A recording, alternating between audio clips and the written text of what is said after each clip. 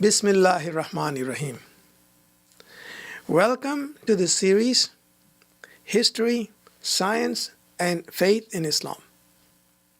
It is a narrative designed to foster a renewal of faith based on knowledge. Today's session focuses on those remarkable women who worked against all odds and shaped history to their will, leaving behind a rich legacy for later generations to follow. The women sovereigns in Islam. History is not created with a big bang. It moves in subtle, almost imperceptible steps in which all men and women participate. It is an edifice on which the action of every human, no matter how humble, has left its imprint. Great events do occur, but they merely mark the milestones in the continuing unfolding of history. In recreating the critical moments in Islamic history that have molded and shaped the present, a student of history cannot but be awestruck by the majesty of the human processes that have led up to those moments. Much like the buildup of stresses in an earthquake fault, the actions of ordinary men and women create tensions in the flow of history. When these tensions finally do culminate in historical moments, they are very much like the sudden shift of geological plates that mark the onset of an earthquake. Very often, in focusing on the deeds of mighty men and women, and people who made war and won battles, the mundane struggles of ordinary men and women are overlooked. Yet, it is from the ordinariness of these struggles that great events emerge. The lowly peasant is as much an actor in the drama of history as the mightiest king. It is in this context that one must examine the contributions of women in Islamic history. There have been great women, those heroic ladies of the past, who made their way to the top of the historical edifice, despite the obstructions placed in their way. Their achievements were even more remarkable when we measure them against the background of the gradual marginalization of women in Muslim societies. The exclusion of women from public space occurred gradually over centuries and must be understood in the broader context of the fragmentation of the unitary Khilafat and the separation of the masses from the rulers. When looked at in this context, the achievements of great women like Razia Sultana of India, who, despite heavy odds, became sultanas and queens, stand out as even more remarkable. Islam liberated women from the constrictions imposed by pre-Islamic Arab society. It opened up the spiritual, economic, social, and political space to them. Women were bestowed an individuality. They were to live with men on a platform of equity and justice, partners in the creation of a universal community, enjoining what is noble, forbidding what is evil, and believing in Allah. The Prophet ﷺ built such a community in Medina. The focus of life for this community was the Prophet's mosque, built adjacent to his house, And it was from here that he elaborated on religious and social issues, adjudicated legal matters, and discussed war and peace. There are three important issues to remember here. First, there was no distance between the head of the community and members of the community. The young and the old, the poor and the rich, immigrants and locals, Madinites as well as foreigners, had equal access to the leader. Second, the leader of the community was not just a political and military figure. He was also the religious and social authority who led the congregation in prayer and has responsibility before the Sharia. Third, the social, political, and religious space in the mosque was open to women. Although congregational prayer was not obligatory for women, they were not prevented from praying in the mosque. Women prayed in the mosque in rows behind the men.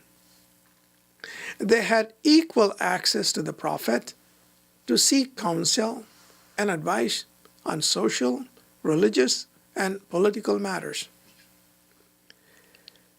When the Prophet ﷺ passed away, the companions reaffirmed the continuity of Islam as an historical process by the establishment of the Khilafat. As defined by Ibn Khaldun, the function of Khilafat was to enable the Ammah, which is the common folks, to live in accordance with the injunctions of the Sharia. In other words, it was to establish divine patterns in the matrix of human affairs. The Khilafat was ruled by law. It differed from the despotism of kings both in its structure and its functionality. In a kingdom, the rule of the king, the word of the king, was law. He could make or break it as he saw fit. In a Khilafat, it was the divine law that was the governing paradigm. The Khalifa was accountable before the law just as much as the lowliest mendicant. Legitimacy of rule originated from a consensus of the community. The selection of the Khalifa was through a process of consultation. The political, judicial, economic, religious, and social space was shared between the ruler and the ruled.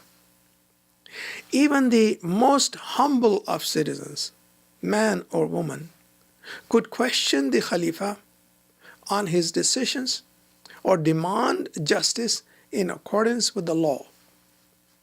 Thus, the Khilafat was fundamentally different from kingship in its doctrinal underpinnings, its institutions, and its operations.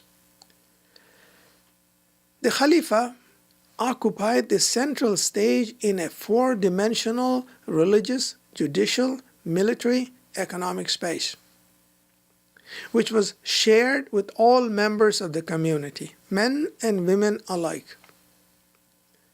Through a process of consultation, Abu Bakr as-Siddiq radiallahu anhu became the first Khalifa of Islam.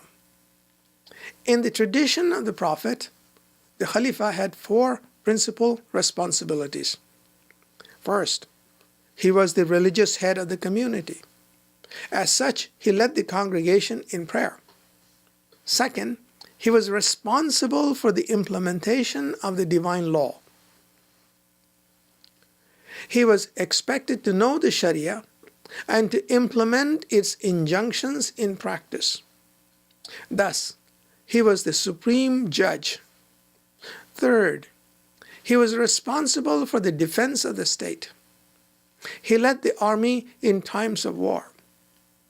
Fourth, he was responsible for the economic well-being of the community. He ensured fair taxation, administered public works, and arranged for correct and complete documentation of contracts and civil transactions. These functions of the Khalifa were compromised in time, one by one, some by historical necessity, others for the convenience of the Khalifas. The first to fall by the wayside was the religious function. The civil wars that erupted after the assassination of Khalifa Uthman anhu in 656 unleashed the forces of extremism. The deadly attacks of the Kharijites and Khalifa Ali ibn Abu Talib anhu, Amir Muawiyah, and Amr bin al-As demonstrated that the person of the Khalifa was vulnerable to would-be assassins. The Kharijites were mortal enemies of anyone who disagreed with them. Extremism begets extreme reactions. Muawiyah, who fought his way to power and became the Khalifa in 661, took the first step in this direction. He surrounded himself with a guard as a precaution against possible assassination. When he entered the mosque, the guard ensured that the common folk maintained a certain distance from the Amir. The Umayyad Khalifas of Damascus, with the sole and notable exception of Umar bin Abdul Aziz, followed this practice of surrounding themselves with a guard. This was the first step in the bifurcation of political space between the ruler and the ruled. In addition to security concerns, the administration of a vast empire extending over 3 continents required a person of exceptional caliber to organize, manage, and provide oversight to the executive functions. This person was called the vizier. The word vizier derives from ma'awaza, meaning to facilitate. As such, the vizier was the principal facilitator of the wishes of the sovereign, chief among which were defense, administration, finance, and foreign affairs. During the Umayyad reign in Damascus between 661 and 750, with the expansion of the empire in Asia, North Africa, and Europe, the institution of the vizierate acquired enormous importance. The vizier became not only the functional arm of the empire, but also its principal think tank and chief executive. He was privy to the Khalifa's thinking as well as the inner workings of the court circles. The office of the vizier continued when the Abbasids seized power in 750 and moved the capital to Baghdad. With time, the functions of the vizierate were transformed. The Umayyad dynasty in Spain between 760 and 1031, to put a distance between itself and some of the unpopular aspects of the defunct Umayyads of Damascus, de-emphasized the importance of the office of the vizierate. This they accomplished by splitting the vizierate into several departments. In place of a powerful single vizier, formerly serving the emperor, there were now several viziers. This proliferation of the title had a secondary consequence. Coordination between the different viziers and communication between the sovereign and the vizirates required a new official. This official was called a hajib. The word hajib derives from the root Arabic word hajaba, meaning to hide or conceal. The principal function of the hajib was to conceal the sovereign from the prying eye of the common folks, to protect the security of his person, to provide him with privacy, and to act as a conduit for his wishes to the functioning viziers. Since the hajib had the ear of the sovereign, his position was considered higher than that of the viziers, and he occupied the most spacious quarters next to the sovereign in the palace compounds. Sometimes a grand vizier combined in himself the functions of a hajib and the supervision of the various viziers. With the advent of the hajibs, the separation of the ruler from the ruled became institutionalized. Many of the Khalifas gave up the practice of leading the congregational prayers. Harun al-Rashid, who passed away in 809, was the first Khalifa to employ professional khatibs to lead the prayers. Thereafter, with rare exceptions, it was the khatib, not the Khalifa, who stood in front of the community of believers to give the Friday sermon. With time, the position of the khatib degraded to that of a professional mullah who came to regard the pulpit as his personal domain, much as the ruler regarded the throne as his personal property. The khatib, who owed his job to the ruler, prayed for the health and well-being of the ruler in the khutbah. Whenever there was a change in dynasties, or when a new strong man took power, his name was promptly substituted for the old ruler. Primarily, and similarly, the privilege of administering justice and giving fatwas, that is, the legal opinions on matters of jurisprudence, was also delegated to hired qazis. The degree of separation between the Khalifa and the common folks varied with the urbanization of a dynasty. The greater the urbanization, the greater was the separation. For instance, the Umayyads in urban Spain employed hajibs, whereas the Murabitun and the Al-Muhaddisin who followed them did not.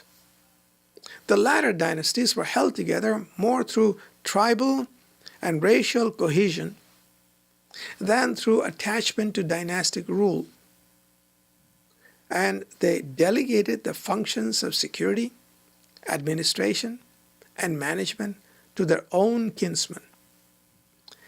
In the 10th century, when the Turks rose to power, they supplanted the institution of the Khilafat with the new institution of the Sultanate, and the separation of temporal power from religious authority was complete.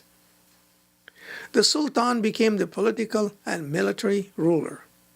The Khalifa remained the nominal and titular head of the community, bereft even of dispensing religious fatwas because that responsibility was delegated to professional qazis.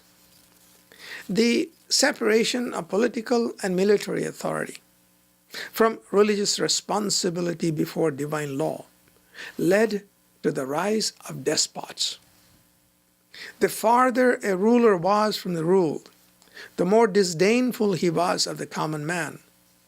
Whereas the Khalifas were only representatives selected to enforce divine law, the emerging despots were self-appointed political military authorities who forced their own law upon their subjects. The Seljuk Turks continued the practice of employing viziers and hajibs. In the Ottoman courts, the hajibs were called maba'in.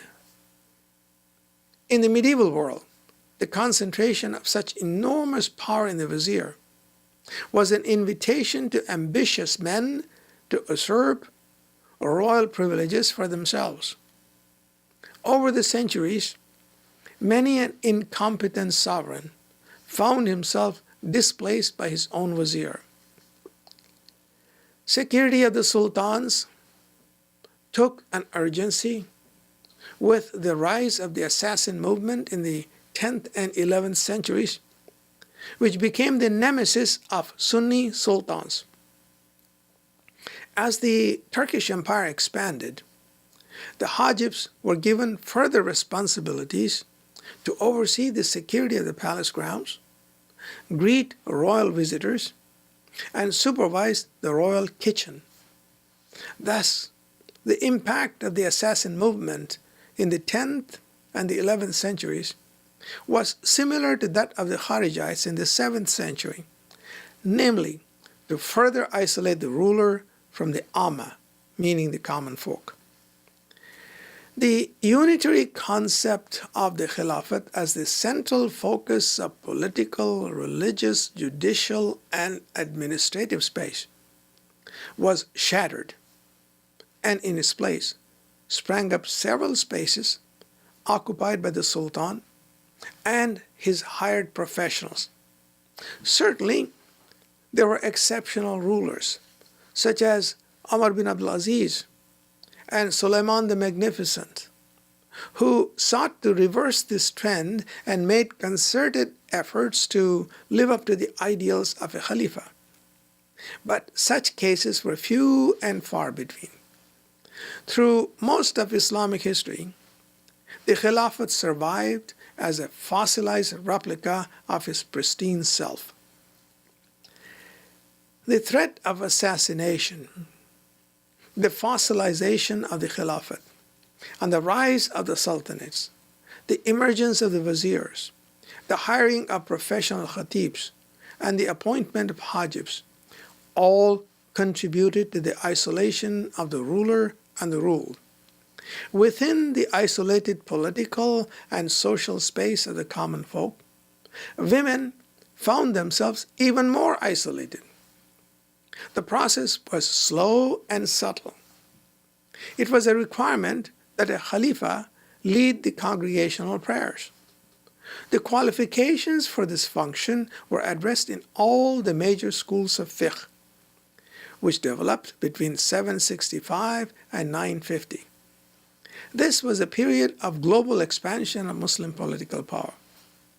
Accompanying this expansion, there was an influx of ideas from Greece, India, China, and Africa. Islam was faced with the challenge of defining its interfaces with other civilizations, while strengthening its own ideational structure in the face of alien ideas. Fiqh, that is, jurisprudence, was the doctrinal response of the Islamic civilization to the challenge of these older civilizations. The five major schools of fiqh, namely Hanafi, Maliki, Shafi'i, Hanbali, and Jafariya, came up with different answers to whether a woman was qualified to lead a congregational prayer. In the opinion of the Hanafi, Shafi'i, and Jafariya schools, a woman may lead a congregation of other women and children, but not of men. The Maliki and Hanbali schools were stricter. Since a woman could not lead Jummah prayers, this automatically barred her from aspiring to be a Khalifa or Imam. However, the spiritual and religious space remained open to women during the early Khilafat. During the Khilafat of Umar ibn al-Khattab, radiallahu anhu, women prayed behind the men, took part in the discussions in the mosque, and on many occasions questioned the Khalifa about affairs of state. In the great mosques built during the 8th and 9th centuries, provision was made for a separate section for women. In the 9th century, as the Turks entered the fold of Islam in large numbers, and the Sultanate became the mechanism of temporal power, it was the Sultan, not the Khalifa, who defended the Ummah from its enemies, appointed executive functionaries, and implemented the tenets of the law. Following their own cultural traditions, the Turks were more open to the entry of women into the political, judicial, and military space. Turkish women rode into battle with men, took part in the affairs of state, and sat next to sultans and jurists advising them in the dispensation of justice. This pattern of women's participation in public affairs continued in later centuries in the courts of the Turkomans, the Great Moguls, the Africans of the Western Sudan, and the Indonesians. Since a sultan was not necessarily required to lead the prayer, this function having been delegated to professional khatibs, a woman was not precluded from becoming a sultan. However, further historical developments impeded the access of women to political and social space. The 9th century saw an influx of Greek rational thought and Greek culture into the courts of Baghdad. The Mu'tazilites emerged as the champions of rational thought and were embraced with open arms by the Khalifas. But then the Mu'tazilites overstepped their bounds and applied their methods to divine revelation. They claimed that the Quran was created in time. This position drew a determined and persistent reaction from the ulama, and the Mu'tazilites were repudiated. What emerged triumphant from this cauldron of ideas was a doctrinal Islam that was even more conservative in its approach to social and cultural matters. This was the period when Imam Ahmad ibn Hanbal codified the Hanbali school of fiqh, which is the most conservative of the 4 major Sunnah schools of jurisprudence. The infusion of Greek culture had brought dancing girls into the palaces of Baghdad, and Muslim jurists, fearing an assault on the order and stability of society, took a hard stance against the intermingling of men and women. This was done, presumably, for the protection of women. With time, however, the position hardened, and women were precluded from social and political life altogether. Legal opinions were advanced that would even bar a woman from the mosque. The universal brotherhood and sisterhood that was created by the Prophet ﷺ was shattered, and in its place emerged class distinctions between the ruler and the ruled, and sex distinctions between men and women. The masses were secluded from political life, and among the masses, women were even more secluded. It is a tribute to the inexorable spirit of humankind that the masses never give up. Those who were excluded continue to challenge the status quo. And it is through these tensions that human progress ensures. With the introduction of Turkish and African blood into Islam, and the later infusion of Mongol, Indian, and Indonesian elements, the rigid separation of women from politics and culture was challenged. And it was from among these newcomers that the great queens of Islam emerged. Women such as Razia Sultana of Delhi and Nur Jahan of the Great Moguls, who distinguished themselves in the political space and left their indelible mark on Islamic history. This brings to a close our session on women sovereigns in Islam. The next session, inshallah, will cover the meteoric rise of an extraordinary woman, Razia Sultana of Delhi. Assalamu alaikum wa rahmatullahi wa barakatuh.